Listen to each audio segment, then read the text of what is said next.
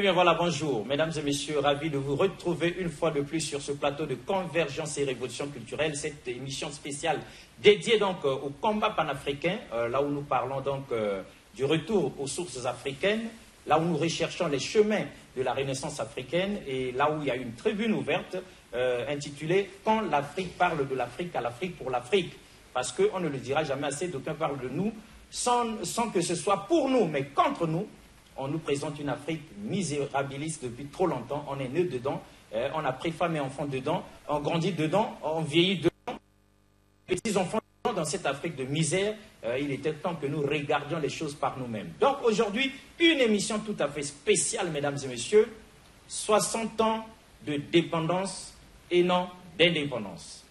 Et c'est ici l'occasion pour nous d'inviter sur ce plateau un poids lourd qui est historien, philosophe, on peut dire aussi, humaniste, panafricaniste, pourquoi pas, journaliste, Romik Okilas, qui est ici notre invité. Romik, bonjour. Bonjour mon cher ami. Alors, mais une grande surprise, mesdames et messieurs, vous étiez nombreux à dire maintenant, l'avocat défenseur de l'Afrique ne parle pas, il se passe des choses.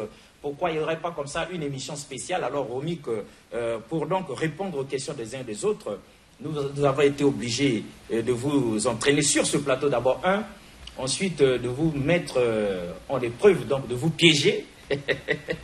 Ici sur ce plateau, dans ce thème, Romik Okilas, au lieu d'être l'invité de Alexis Bongo, vous allez en live jouer plutôt le rôle du présentateur de l'émission pour recevoir l'avocat défenseur de l'Afrique. Donc c'était une surprise, quand je disais dans les coulisses qu'il y a une surprise que je vous réserve.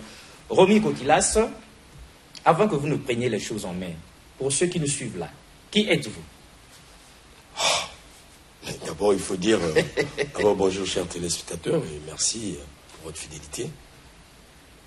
Je suis vraiment choqué d'abord. Deux responsabilités, deux lourdes responsabilités.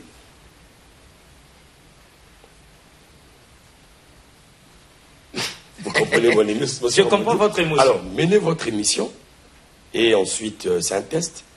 Et ensuite, qui suis-je? Et c'est pas facile de parler de soi. Ah ça? C'est pas facile. Surtout que le moi est haïssable. Oui, c'est pas facile de parler de soi, le moi est haïssable. C'est l'autre qui découvre le moi. Très bien. Voilà. Nous vous avons découvert ici, dans Mag le Bazar. Vous savez que vous étiez déjà un vieux routier de la télévision dans Grande Vérité. Et donc vous avez été sélectionné par Convergence et Révolution culturelle, sinon par l'avocat défenseur de l'Afrique, sachant que vous pourrez, même pris de court, même pris par surprise, donc mener cette équation et la résoudre de très belle manière. Alors, on vous laisse gérer les choses.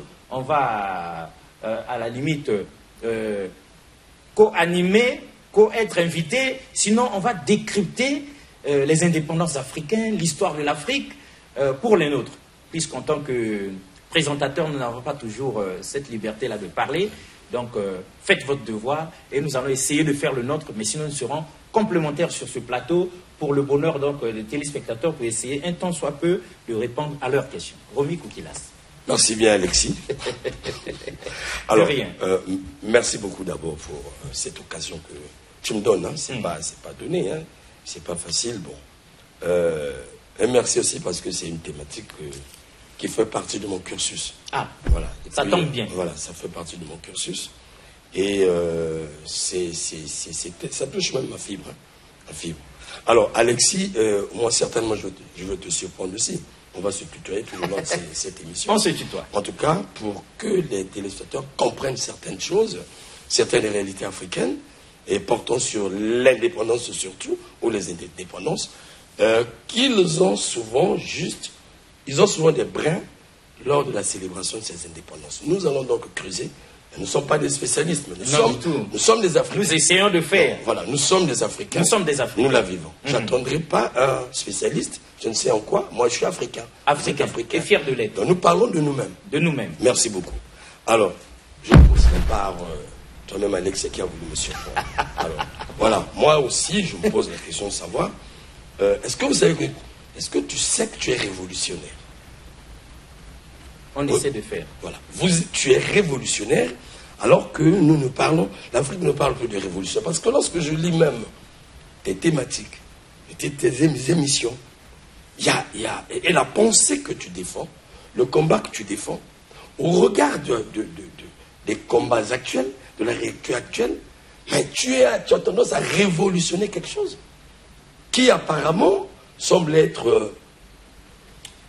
plus être sur la sellette et qui est l'identité même africaine. Alors la question que j'aimerais vous poser, Alexis, honnêtement, qu'est-ce qui vous a inspiré ou qu'est-ce qui vous a poussé ou quel est le déclic pour que vous puissiez vous lancer dans ce champ de la lutte, le panafricanisme.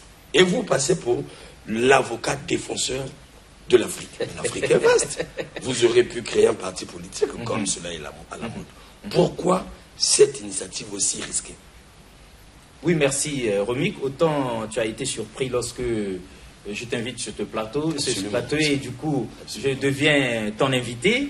Autant je suis surpris que ça commence par moi. Comme tu le sais très bien, le mois est haïssable et par respect pour nos téléspectateurs, on ne va pas exagérer sur la présentation, mais cette question est de grande importance.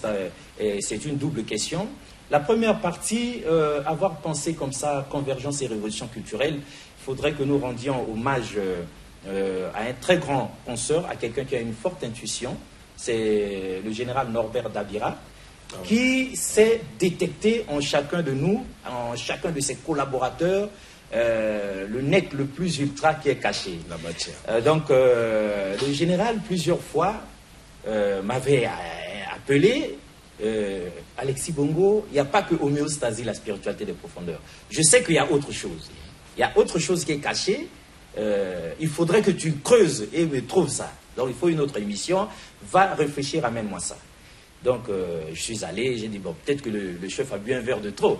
Voilà. On se rencontre 2 matins plus tard, 2 mois plus tard ou 3 mois plus tard. Alexis, je t'avais dit qu'il y a autre chose qu'homéostasie. Creuse, tu vas nous trouver autre chose ici à présenter aux téléspectateurs et ça sera d'importance nationale, continentale, pourquoi pas mondiale. Je dis, 2 fois c'est donc sérieux. Et là, avant de partir, le général me dit, c'est déjà 2 fois que je t'ai parlé. Alors fais attention qu'il n'y ait pas de 3e fois.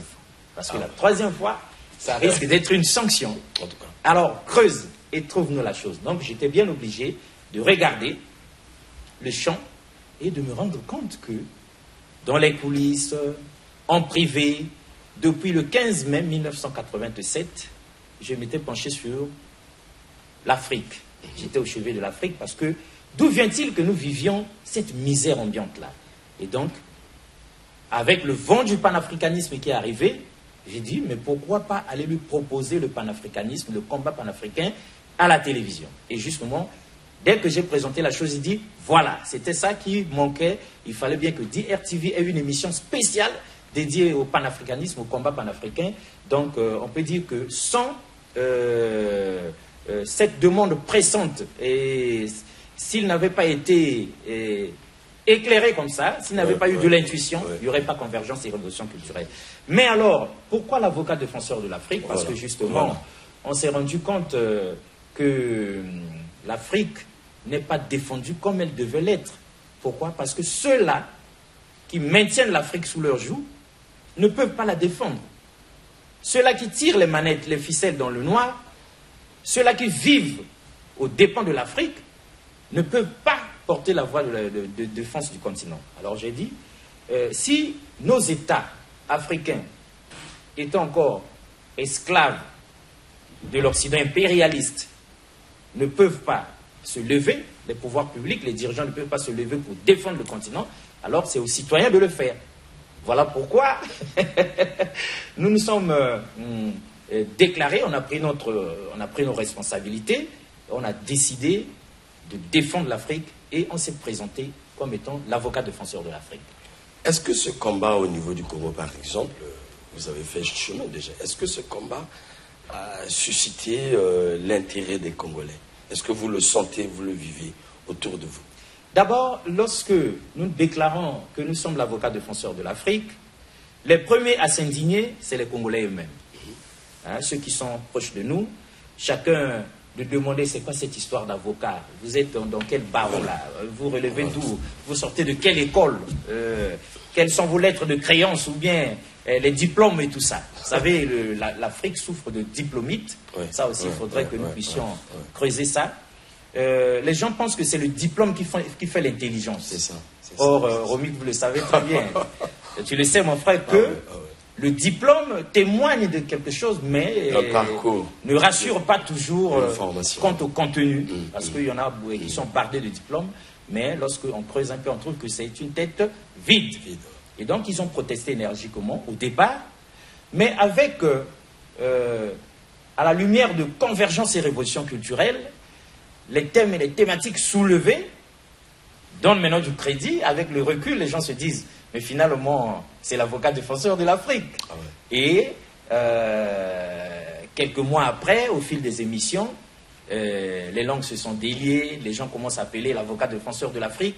Mais il faudrait que je souligne de plusieurs traits le fait que, ailleurs, sous d'autres cieux, Afrique de l'Ouest et autres, les panafricanistes du monde, sont les premiers à avoir accepté sans discuter l'avocat défenseur de l'Afrique. Parce qu'ils gardent encore cette culture. Voilà, et donc ils appelaient notre avocat, l'avocat défenseur de l'Afrique, sans problème. Mais maintenant, force nous est de reconnaître quand même que les Congolais s'y mettent maintenant, commencent à comprendre, et sinon à tolérer, parce qu'au départ c'était quand même un choc.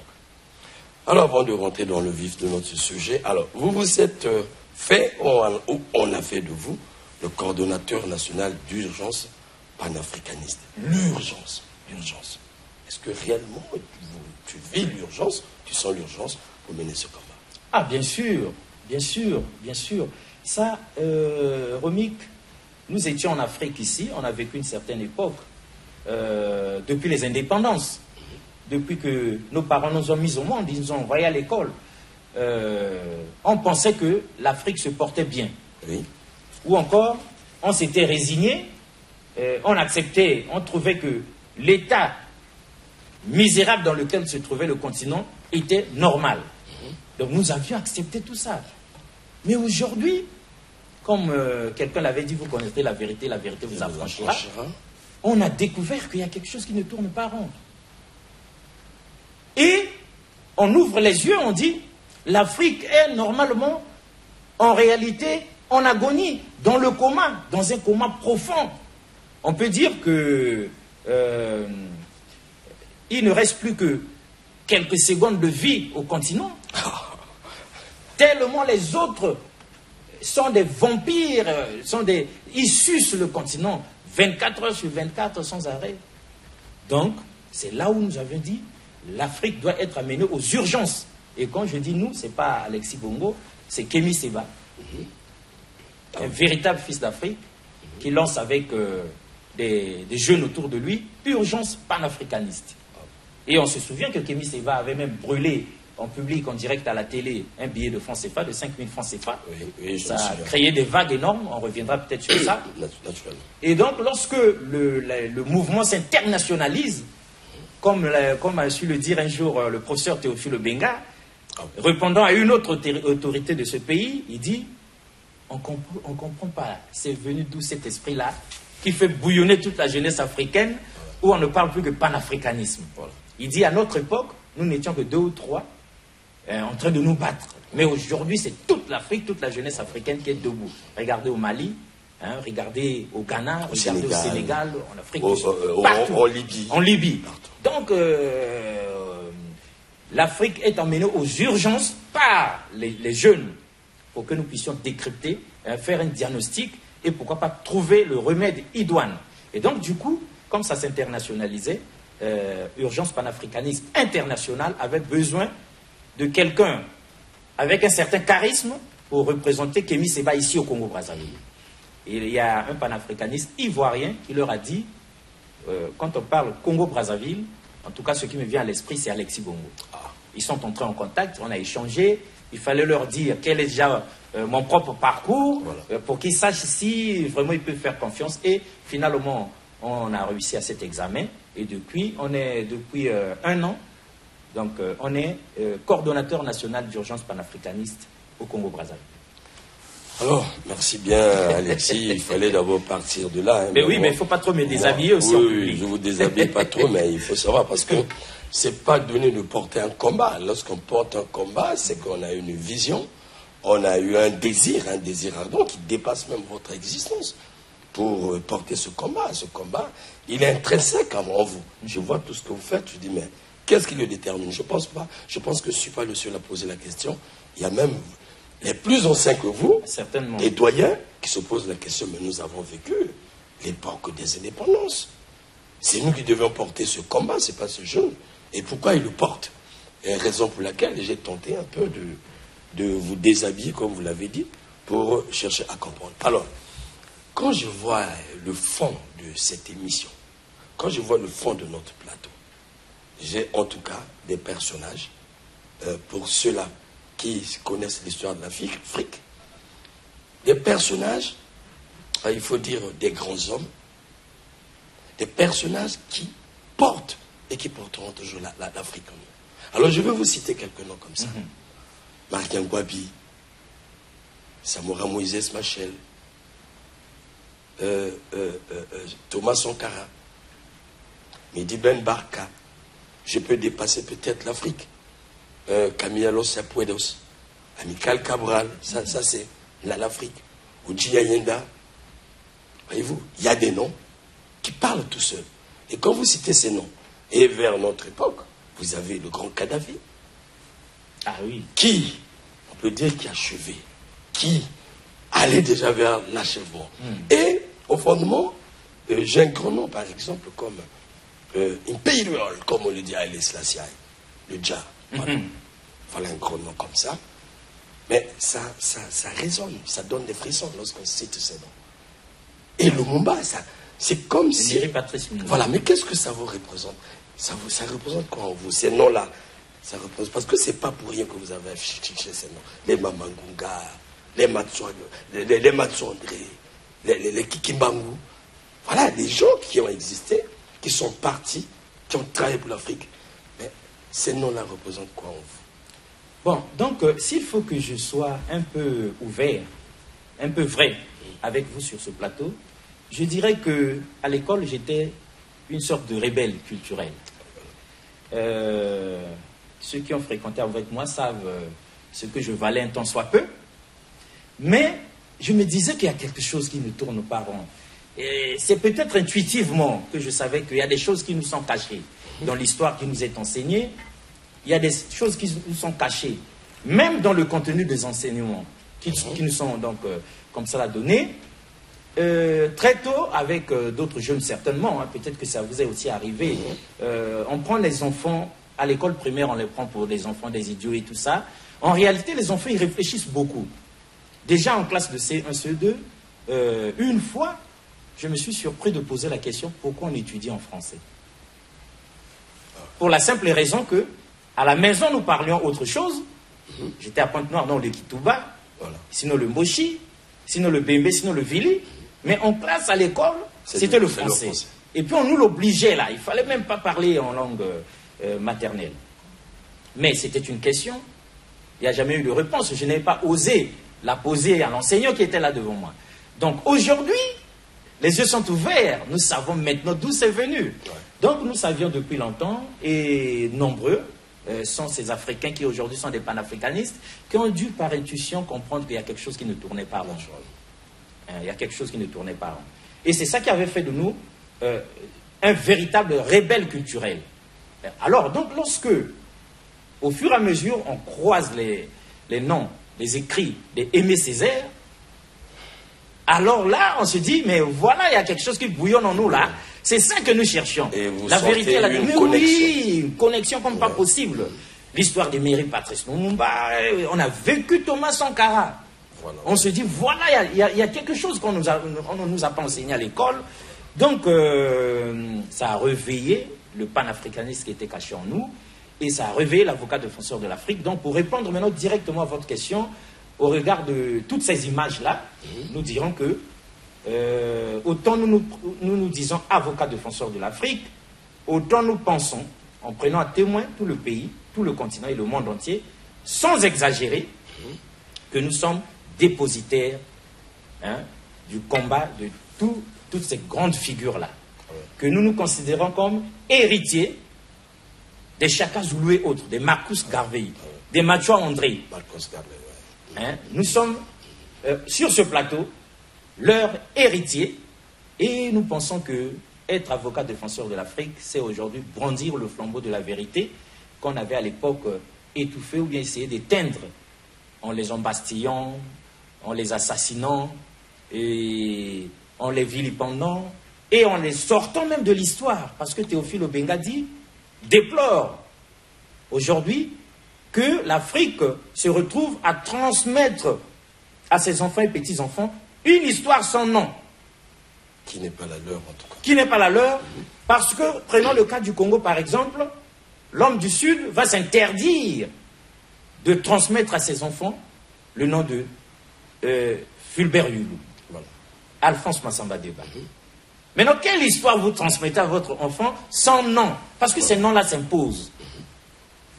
L'homme du Sud va s'interdire de transmettre à ses enfants une histoire ayant le nom de Marie Ngouabi, de Yombi Opango, de Denis Sassou Nguesso.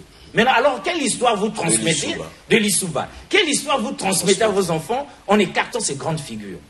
Donc l'avocat défenseur de l'Afrique vient aujourd'hui pour corriger tout ça, un temps soit peu, avec l'aide de Urgence panafricaniste, avec l'aide de tous les panafricanistes qui sont dans beaucoup d'autres, avec l'aide de Romy Kokilas, parce que vous n'êtes pas là par hasard, pour que nous puissions reprendre ce flambeau de belle manière, continuer la course et alors jusqu'au triomphe final.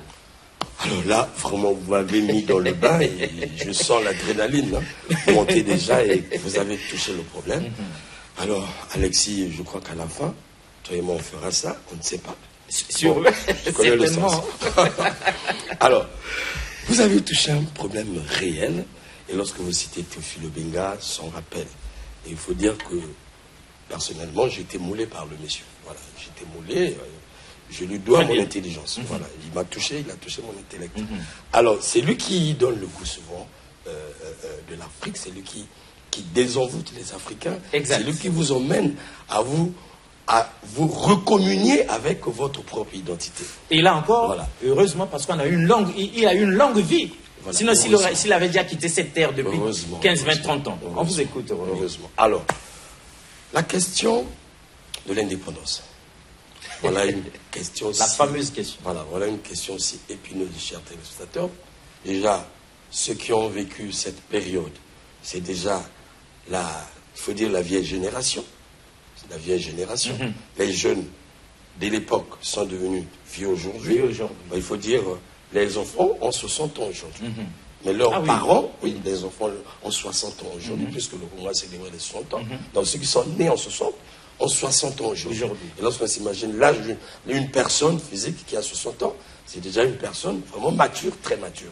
Et avoir maintenant ses parents, ses géniteurs, c'est des vieux. Des vieux. Voilà, donc, déjà l'atterrissage, nombreux ne sont plus en vie. Voilà. Et aujourd'hui, nous lançons le débat pour interroger, pour convoquer, pour scruter de fond en comble la question du Congo, la question de l'indépendance. Et lorsque je vous ai entendu une fois, d'abord sur la toile, et je vous ai écouté une fois, permettez-moi de révéler certaines choses. Vous étiez en ligne avec un média ouest-africain. Voilà, vous étiez en ligne, c'était une émission, télévisuelle bien sûr, et vous démontrez pendant au moins 3 minutes, en fait, qu'en Afrique, on ne parlerait pas normalement de l'indépendance ou des indépendances, plutôt on parlerait de la dépendance. Donc, lorsque nous célébrons les 60 ans d'indépendance, tu es pleinement choqué. Tu te dis c'est encore une célébration de la servitude, de l'esclavage, de la domination pendant 60 ans. Alors, voilà une thématique que j'ai lue quelque part. Gurgé a écrit sur ça. Et malheureusement, le livre n'est pas bien ventilé. Beaucoup d'historiens convoquent cette réalité pour essayer de réfléchir. Alors, d'abord, pourquoi une telle affirmation qui peut scandaliser certains milieux? Dire qu'aujourd'hui, nous avons célébré nos 60 ans de dépendance, c'est incongru quand même. Merci Romik, je savais à quoi m'en tenir avec Romik sur ce plateau, avec tout le respect que je dois aux Congolais, aux Africains, au monde entier, aux panafricanistes de l'Afrique de l'intérieur et à ceux de la diaspora. Mais l'Afrique ne va pas rester esclave des ténèbres de l'ignorance. Il est temps que brille le phare de la vérité, le flambeau de la vérité que nous reprenons des mains de nos prédécesseurs, nos parents. Aujourd'hui, doit illuminer les consciences africaines. Ce que nous n'avions pas compris étant enfants, nos enfants doivent le comprendre. Nos petits-enfants doivent être de vrais Africains éclairés. Doivent être de vrais Africains éclairés. On nous a transmis un gros mensonge, un tas de mensonges dans l'histoire qui nous a enseigné à l'école, dans l'histoire qui nous a été transmise à la maison par nos parents, parce qu'eux-mêmes étaient dans l'ignorance. Mais aujourd'hui, nous, force nous est de transmettre à nos enfants déjà à la maison la vraie histoire de l'Afrique. Leur dire la vérité, la réalité. Donc il n'y a rien de choquant, au contraire. C'est vrai que lorsqu'on s'est accommodé de quelque chose, lorsqu'on s'y sent bien, on peut penser que c'est scandaleux de le dire. La pensée scandaliste. C'est tout comme lorsque le président Thomas Sankara déclare qu'il n'y a jamais eu de dette africaine, il n'y a aucune raison. Qui entre l'Afrique et la France? C'est ce que Thomas Sankara avait dit. Ça a scandalisé si on regarde bien. Ça a scandalisé l'Élysée. Ça a scandalisé non seulement l'Élysée, mais aussi tous les dirigeants africains présents ce jour-là, qui savaient pourtant qu'ils disaient la vérité, qui savaient pourtant que l'Afrique n'avait pas de quoi payer cette dette, qui savaient en même temps que l'Afrique ne devait rien à la France, mais qui s'étaient tus. Alors Thomas Sankara de dire, si nous nous mobilisons autour de moi, si nous nous rassemblons, nous continuerons cette course-là, nous atteindrons la victoire. Mais si tout le monde se désolidarise tel que je le vois là, chacun est en train de trembler dans son coin déjà, je ne serai pas avec vous à la prochaine, au prochain sommet France-Afrique. Eh bien, il n'était pas au prochain sommet France-Afrique. Oui. Parce qu'on l'avait lâchement assassiné comme ça là, puisqu'il avait voulu restituer la vérité, la remettre sur ses bases. Reprenons donc le flambeau des mains de Thomas Sankara, nous disons aujourd'hui que l'Afrique n'a jamais été indépendante. 1960-2020, une traversée de désert, un gros mensonge, des indépendances de façade et de pacotille. La France le sait, les dirigeants africains le savent. Mais nos dirigeants à nous, ils sont des diplomates. Ils ont été moulés par le système des autres, mais ils n'en sont pas moins des Bantous. Ils n'en sont pas moins des Africains. Ils ont été aussi des initiés dans leur terroir traditionnel. Donc, ils jouent à l'équilibrisme. Ils essaient de faire la part des choses un tant soit peu. Mais diplomatie oblige, politiquement correct oblige. Il y a des choses qu'ils ne peuvent pas dire. C'est comme un chef de famille qui ne dira jamais à son enfant de 2 ans, 3 ans, voilà, moi je galère. L'enfant ne comprendra rien, l'enfant c'est papa. On achète le pain et le lait.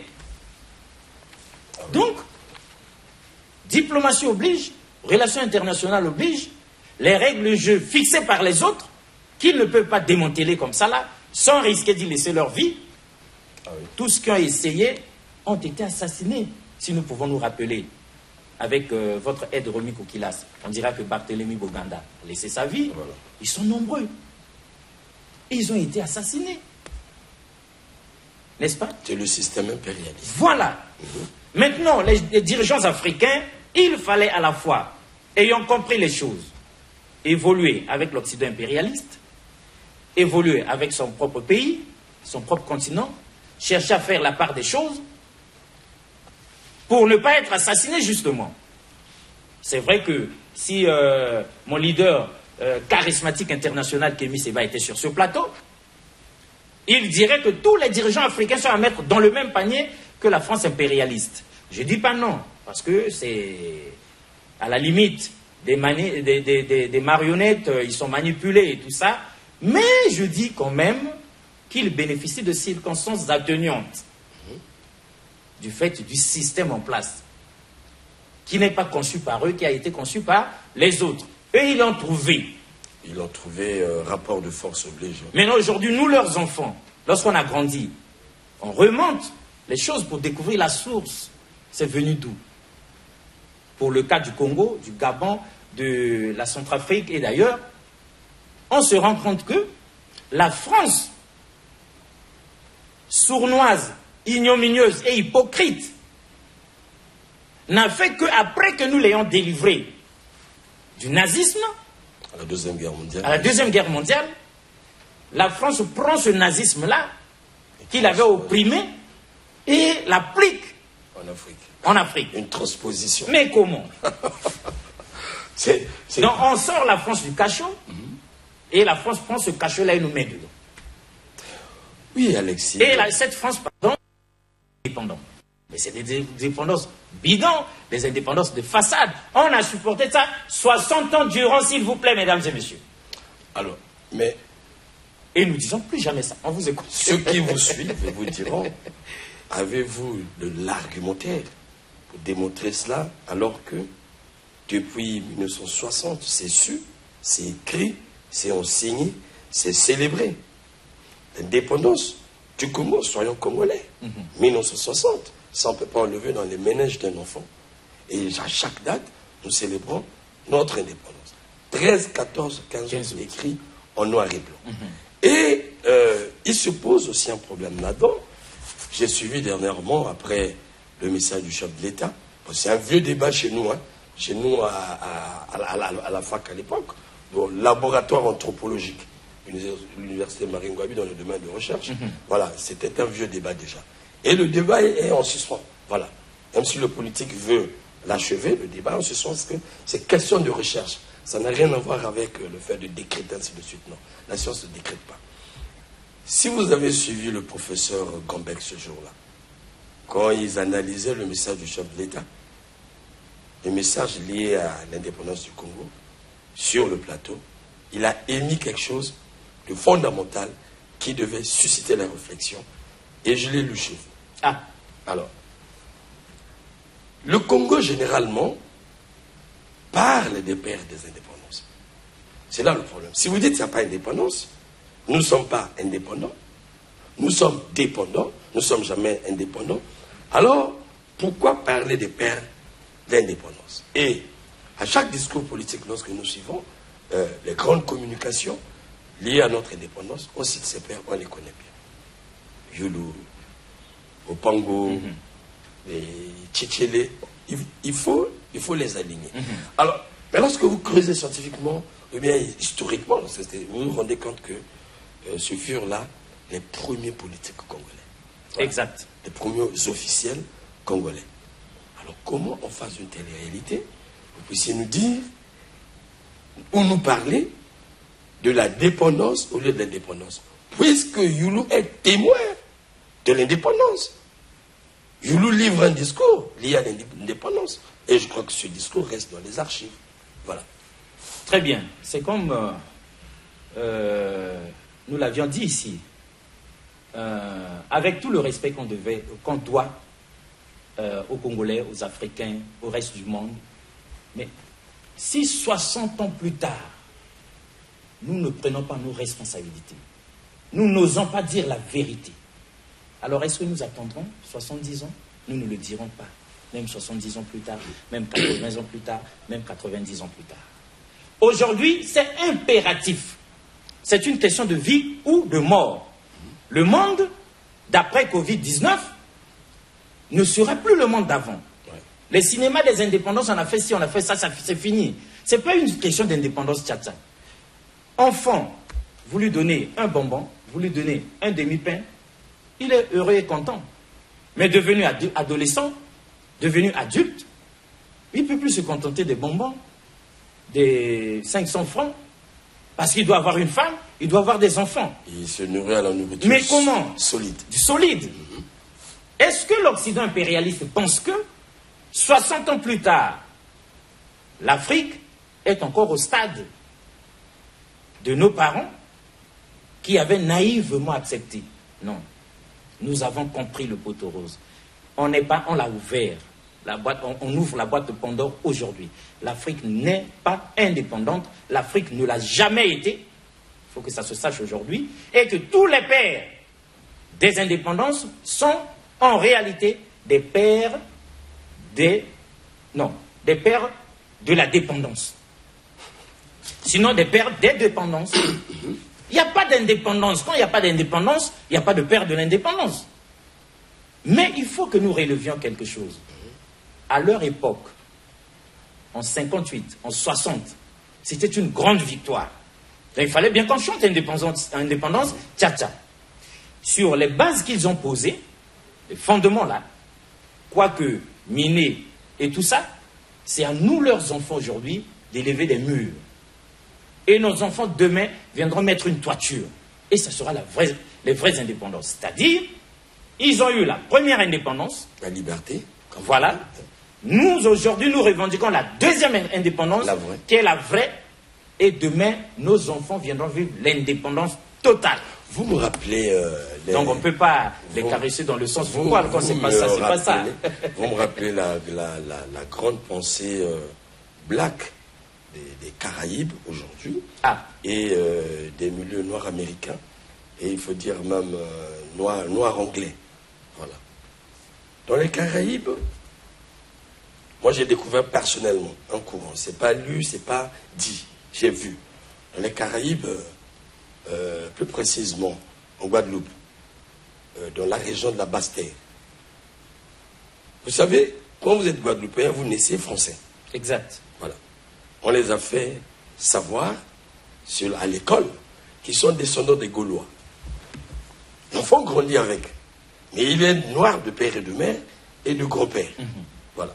Et lorsqu'il évolue, ça devient un black éclairé, il se rend compte, mais il va lire l'histoire des Gaulois. Il se rend compte que les Gaulois sont blancs et lui, il est black.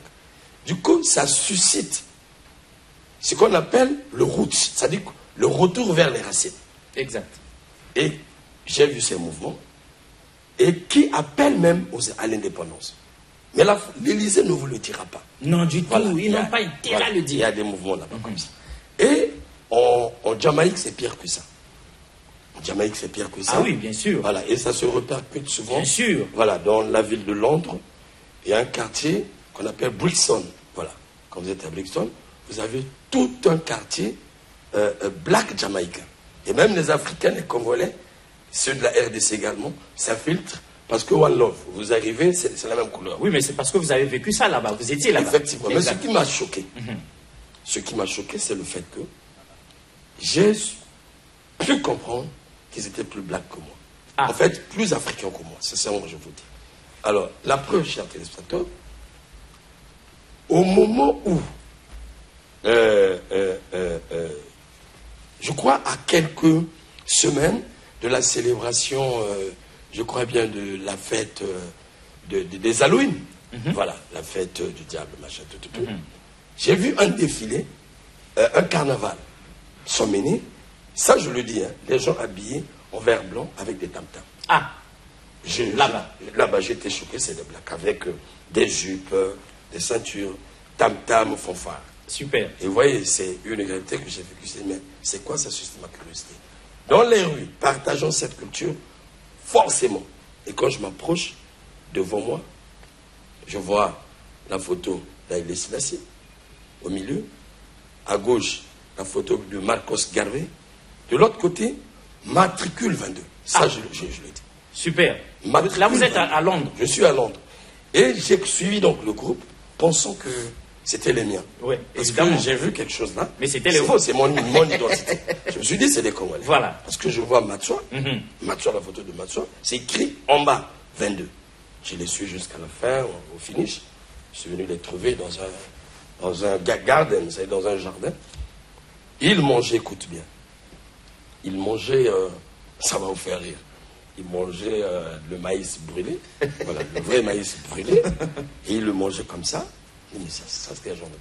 Malheureusement, lorsque j'échange en français, ils n'ont pas compris. J'ai compris que c'était un peuple, et on m'a dit c'est des Jamaïcains. Et donc, il fallait que je m'adapte à la langue. Et quand j'ai scruté, je suis allé étudier ce phénomène, on m'a dit, mais nous sommes des Africains. Nous avons été déportés. Mais nous n'avons pas notre identité. On ne sait pas qui nous sommes. Toi, au moins, tu es africain. Quand je te pose la question, tu viens d'où? Tu me dis, I'm from Africa. Tu vois? Et quand il te demande quel est ton pays, tu précises le pays. Mais moi, Il dit, mon grand-père est né ici, l'arrière du grand-père est ici, moi je suis né ici, mais je vois même le blanc me dit, il est d'Écosse, il est de là, je ne comprends pas.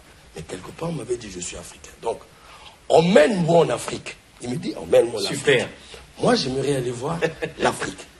Et j'ai compris beaucoup de choses. Et quant à matricule 22, ils m'ont dit clairement, celui-là, le Lion, comme ils le disent, le Lion. Ouais, il faut que je trouve cette parenthèse pour comprendre. Bien sûr, ça nous fait du bien de savoir que ce n'est pas qu'ici, c'est depuis là-bas aussi que les choses se disent. Je me présente à Haïlé Selassie. Nous sommes Congolais. Généralement, nous ne pensons pas à Haïlé Selassie. Ah non, non. Et il me faut comprendre que c'est fut l'empereur, le premier de l'Éthiopie, descendant de la reine de Saba. Et ceux qui lisent la Bible connaissent. Donc, quand ceux-là que tu appelles les envahisseurs, les impérialistes sont arrivés en Afrique, ils ont trouvé qu'il y avait un sang quelque part qu'on ne pouvait pas toucher parce qu'il était descendant des Juifs. Exact. Et il était empereur. Et que l'unité africaine, qu'on dit, l'OUA est partie de lui. Seul un historien peut le savoir. Super. C'est lui qui, le géniteur de cette idée. Donc, il a pensé l'unité de l'Afrique. Et ils ont fait de lui un prophète. Parce qu'il dit, une Afrique unie peut créer de l'espace pour ses fils qui sont en évasion, qui sont déportés. Donc, ils se disaient déportés. Quant à Mathieu André, ils ont dit, celui-là a résisté aux Blancs dans les milieux où nous avons été pris. Voilà. Clairement. Mathieu André. Celui-là a résisté aux Blancs. Il dit, s'ils étaient 1, 2, 3, 4, 5, nous ne serions pas venus ici. Les Jamaïcains m'ont dit, quant à celui-là, donc Mathieu André, c'est lui le premier qui a résisté à Babylone. Ils appellent Babylone. Babylone. Voilà. Ils ont dit, il a résisté à Babylone, là où nos anciens grands-parents ont été arrachés. Bob Marley dans Babylone System. Voilà. Donc, quand il dit Babylone System, il ne faut pas. Donc, le système babylonien, c'est le système du vampire. Voilà. Donc, il arrache. Donc, nous étions arrachés. Attendez, il parle là-bas de Mathieu André. Il parle là-bas. Vous êtes à Londres, hein, ça, c'est du vécu. Pas beaucoup bien voilà. à Kikala. Prochainement, tu feras une émission. D'accord. Je te mettrai en ligne avec eux par vidéo. Exact. Alors, moi, ça m'a pleinement touché. Ça m'a pleinement touché. Je ne me suis pas reconnu. Je me suis senti coupable de ne pas réellement porter mon histoire. Et c'est un Haïtien qui me dit attention, lui parlait mon français. Tel qui t'en parle, s'ils découvrent que tu es Congolais, ils vont te faire la baston. Parce que pour ça, ils ne blaguent pas. Tu ne défends pas ton identité, franchement, ils te font la baston. Ah, ça. Je dis, ah bon, surtout les Noirs, ils te corrigent. Donc, tu sais, ça me l'a un peu. C'est très bien ça. Voilà, et je me suis retiré, je suis allé, après ils m'ont cherché, bon, on a échangé, c'était des séminaires, ainsi de suite. Donc, Alexis, si j'évoque ces choses, c'est parce que je mesure la grandeur, la vastuité de ce combat que nous oublions souvent. Voyez-vous, ça c'était un miroir. Alors, l'indépendance. Aujourd'hui, si on vous pose la question, entre les résistants que ces derniers ont eu à mentionner et les pères de l'indépendance que nous citons aujourd'hui, quels sont réellement les pères de l'indépendance? C'est clair. Romik, là on ne discute même pas. Les résistants de chez nous sont les pères de l'indépendance, les pères des indépendances. Donc pour le cas du Congo, nous avons Mathieu André, Mabiala Manganga, Mamangunga et tout ça. C'est eux les vrais pères des indépendances africaines, avec ceux qui ont lutté sous d'autres cieux, ceux qui ont résisté. On nous dit ça en 2 mois à l'école et puis on passe les pieds joints. On ne dit pas autre chose pour que nous ne retrouvions pas la fierté qu'ils avaient, le courage qu'ils avaient, la force qu'ils avaient, pour qu'on façonne des intellectuels au service de la métropole, pour que jamais nous ne fassions un retour à notre propre histoire. Mais il y a un élément très important. Donc ceux qui se disent pères des indépendances aujourd'hui, que ça s'arrête. Les vrais pères, c'est les résistants. Attendez, on va éclairer l'opinion. Moi, je le dis. J'ai suivi Gombec. Gombec l'explique tel que vous le dites. Il dit, pour être père d'indépendance, il faut avoir une pensée pour la libération de l'Afrique. Évidemment. Or, il dit ceux-là qu'on nous cite n'ont jamais eu de pensée. Ils ont été investis Voilà. Cependant, être père d'indépendance, il faut d'abord vivre dans le joug colonial. Bien sûr. Il faut être esclavagisé. Voilà. Il faut être dominé. Voilà. Et vous développez une pensée de résistance. De résistance. Contre quoi? Vous vous opposez, voilà. vous donc, vous révoltez. Donc il dit, tous ceux qui se sont opposés au système ou au régime colonial, voilà, ont eu pour objectif ou idéal l'indépendance. C'est clair. Donc c'est clair, net et précis. On ne veut pas de cinéma que ceux qui se sont autoproclamés, ou bien ceux qu'on nous a fait croire être les pères des indépendances, c'est disqualifié.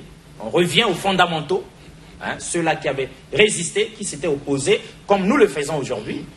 Au moment où toute la jeunesse africaine rêve de l'Europe, vous étiez là-bas, nous étions là-bas. Ouais. Mais pourquoi on a décidé de venir ici? Parce que ce partage-là sert, voilà, c'est ce que tous les Africains vont devoir faire désormais. Fini le cinéma où on pensait que l'Eldorado c'est chez eux. Oui, mais il y a un élément très important, vous nous avez posé la question ici.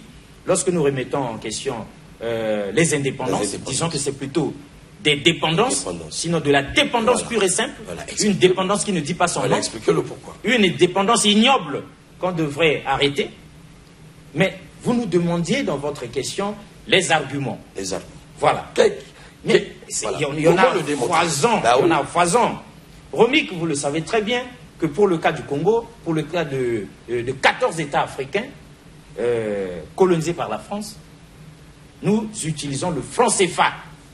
Le franc CFA, c'est une monnaie nazie, une monnaie d'esclavage qui nous maintient sous le joug de la France en particulier et de l'Occident impérialiste en général. La langue d'enseignement à l'école, c'est le français. Le français, oui. J'ai dit que l'innocent enfant que nous étions autrefois avait posé la question, s'était posé la question dans son cœur. Pourquoi nous étudions en français?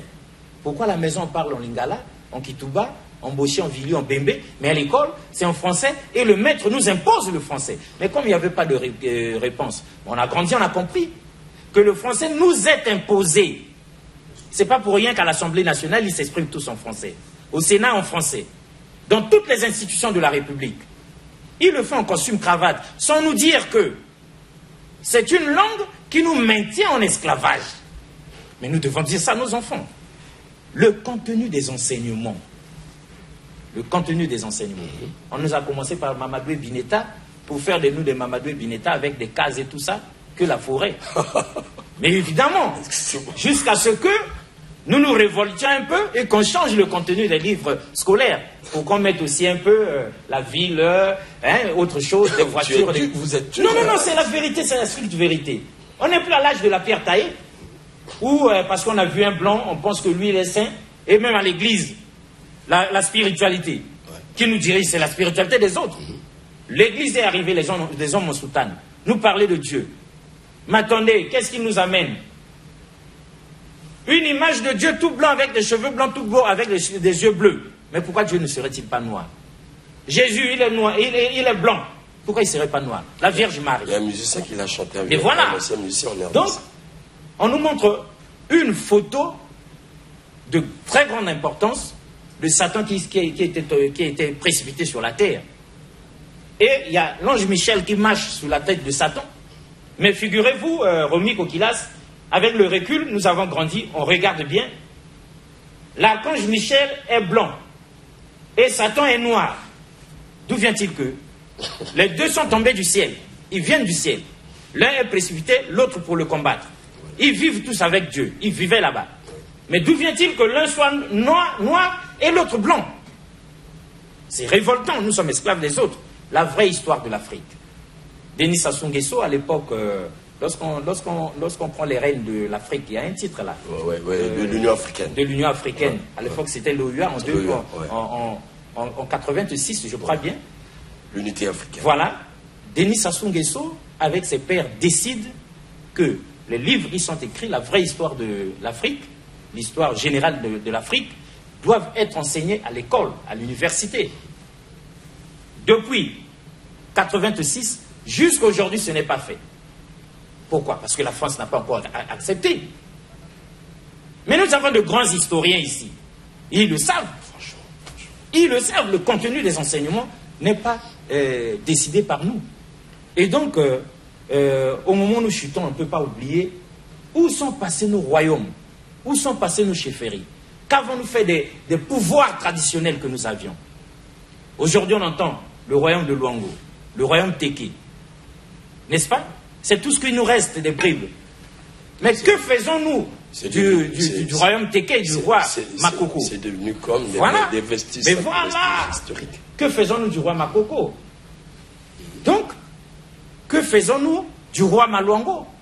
Quelle est leur place aujourd'hui? Quelle valeur? Quelle valeur nous Et alors? Donc, du coup, nous sommes encore indépendants. Et donc, dans la fin de cette première partie, nous pouvons dire que l'esclavage continue. Et il est hors de question que nous continuions de l'accepter comme ça. Non.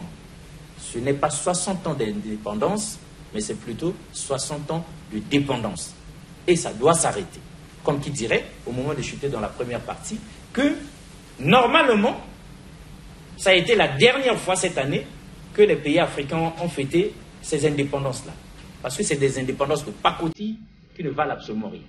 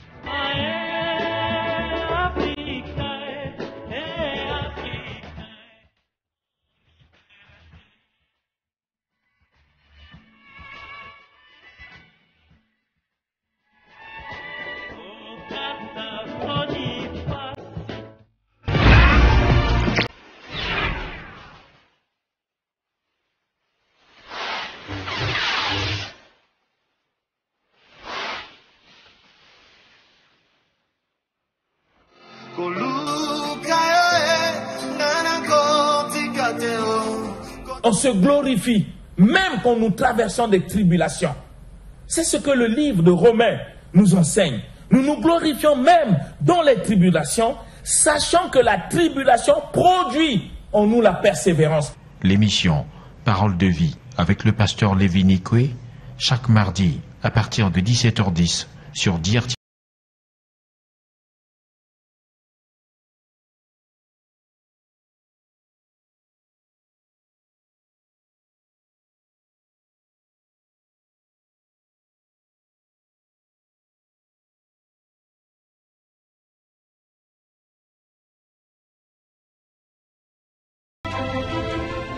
Vous avez besoin d'une émission passée sur DRTV International, un DJ reportage, un no comment, un reportage, un public reportage, un documentaire, un seul endroit, le service de documentation de DRTV International. Voici nos contacts.